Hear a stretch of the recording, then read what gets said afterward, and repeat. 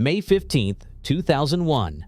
An ordinary switch error in an Ohio train yard unleashed a runaway freight, nearly 3,000 tons of steel and hazardous phenol hurtling toward disaster, unmanned and unstoppable. The official reports called it mechanical failure, but buried in the story of CSX locomotive number 8888 are choices and missteps with the power to devastate a city. What really set this engine loose, and how close did Ohio come to catastrophe? Inside the cab of CSX 8888, the air felt damp and heavy. The engineer, a veteran with decades of experience, eased the locomotive forward at 11 miles per hour. The rails, slick from a morning drizzle, reflected the gray Ohio sky. Ahead, a yard switch stood misaligned. An everyday problem, but one that demanded quick thinking. He reached for the controls, intending to slow the train just enough to step down and throw the switch himself. His left hand squeezed the independent brake, then nudged the automatic brake lever. The train's weight pressed forward, momentum barely checked. At 8 miles per hour, he turned to engage the dynamic brake, a routine motion in a familiar space. But in the close quarters of the SD-42's control stand, the throttle and dynamic brake handles sat side by side, nearly identical and separated by inches. One notch too far, and the engine roared to full power. Notch 8. Instead of slowing, the locomotive surged, nearly 3,000 tons straining against the rails. The engineer stepped down onto the wet ballast, boots slipping on the uneven surface. He moved fast, realigning the switch just as the lead wheels crossed. The train, now accelerating, rolled past. He ran alongside, grabbing for the handrails, but his grip slipped on cold metal. For nearly 80 feet, he clung and stumbled, dragged by the growing force of the runaway. At last, he let go, tumbling clear as the engine thundered south, empty cab windows reflecting the yard he had just left behind. The train was now moving under its own power, unmanned, unstoppable, and gathering speed. Behind the engine's thunder, a silent threat rolled south through Ohio. The train's manifest listed 47 cars, their combined weight nearly 2,900 tons. Most were empty or filled with routine cargo, but two stood out: tankers filled with molten phenol. This chemical, used in industrial glues and paints, is both highly toxic and flammable. If a tank ruptured in a derailment, a cloud of vapor could poison the air or ignite in a flash. The mechanical design of the train turned a single mistake into a looming disaster. In normal yard operations, the air hoses connecting the locomotive to the rest of the cars are often left disconnected. This practice meant for flexibility during switching left the automatic brake system useless. Only the independent brake, designed to stop the locomotive itself, remained active. But with the engine now unmanned and accelerating, even that safeguard was compromised. Another critical system, the alerter, had been disabled.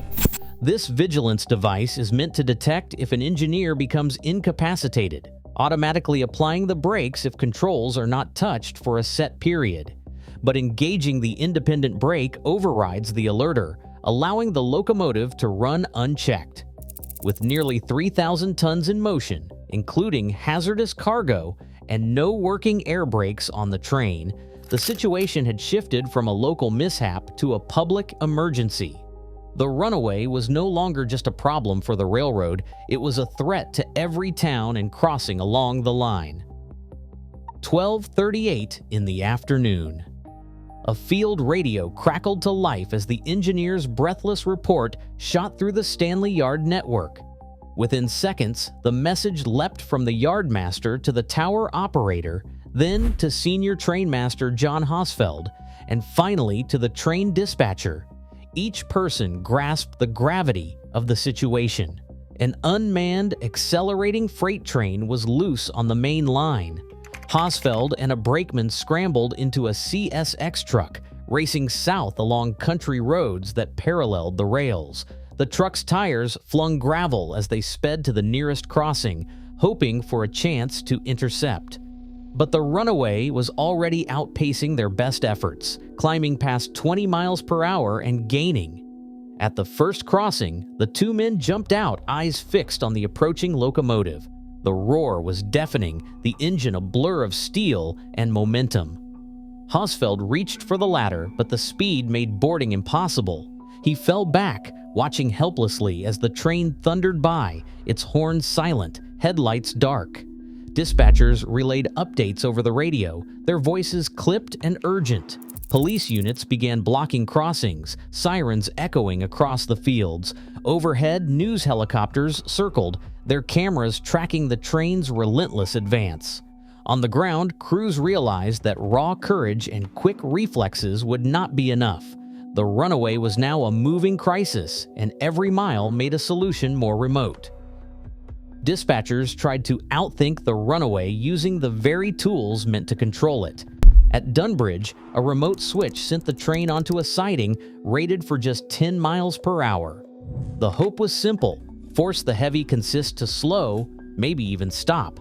But the number 8888, now surging well beyond the limit, thundered through the turnout without derailing. The rails flexed, but the wheels held their line. Galatia siding offered the same plan and the same result. Speed and mass overpowered the infrastructure. Farther south, at Mortimer, a portable derailer was clamped to the track.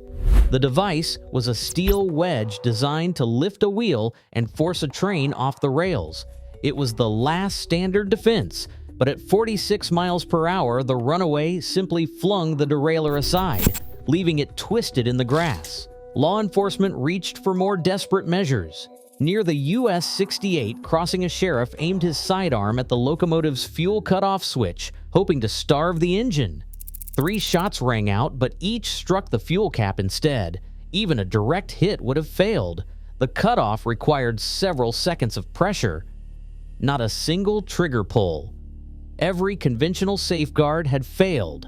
The Runaway, nearly 3,000 tons of steel and toxic cargo, rolled on, untouched by the systems built to contain it. The solution would have to come from somewhere else. Jesse Knowlton and Terry Thorson sat in the cab of SD 442 number 8392, eyes locked on the main line ahead. Dispatch gave the order to chase the Runaway. With no hesitation, Knowlton pushed the throttle straight to notch 8. Unleashing every bit of horsepower the engine could give. The locomotive shuddered, traction motors straining as the needle climbed past 60 miles per hour. Steel wheels hammered the rails, the horn cutting through the air like a warning shot. Every second, the gap to the Runaway closed, but so did the margin for error. The chase demanded more than just speed. Running at full throttle for mile after mile risked overheating the traction motors and burning out the brakes, but there was no other choice.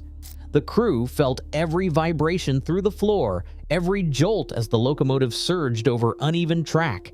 Communication between Knowlton and Thorson was brief and focused. Watch the signals, check the speed, hold the line. Behind them, John Hosfeld shadowed the pursuit in his truck, watching the chase unfold from the ground. The Runaway was in sight now, a streak of gray and blue hammering south through the Ohio countryside. One train, empty of crew but full of danger. Another, driven by resolve and the hope that steel and skill could still tip the balance. Steel screamed as locomotive 8392 closed in on the Runaway's rear hopper near Blanchard. At 45 miles per hour, the coupler jaws slammed together, absorbing a force few machines could withstand. The crew braced for the jolt, knowing a single miscalculation could snap the train in two. Instead, the connection held. Jesse Knowlton eased the dynamic brakes into full engagement, harnessing the power of the traction motors to fight the Runaway's momentum. The long string of cars shuddered, the brakes glowing with heat as friction and resistance clawed back control. Gradually, the speedometer dropped, 40, then 30, then 12 miles per hour as the train rolled toward Kenton. Near Ohio State Route 31, John Hosfeld waited. timing his run with the precision of a man who had spent decades around moving trains. As the slowed consist approached, he sprinted alongside, boots pounding the ballast. In one practice motion, he grabbed the handrail and hauled himself into the cab of 8,888. Within seconds, he reached the controls and shut down the throttle. For the first time in nearly 2 hours, the engine fell silent. Its threat finally ended. Relief settled over the line, the crisis averted by steel, skill, and the courage to act at the critical moment. Rail safety still depends on human judgment. One small mistake can threaten entire communities. In the United States, trains carry over 2 million hazardous material shipments each year. The margin for error remains razor thin. How we prepare for the next runaway will define what safety means now. Share your thoughts below.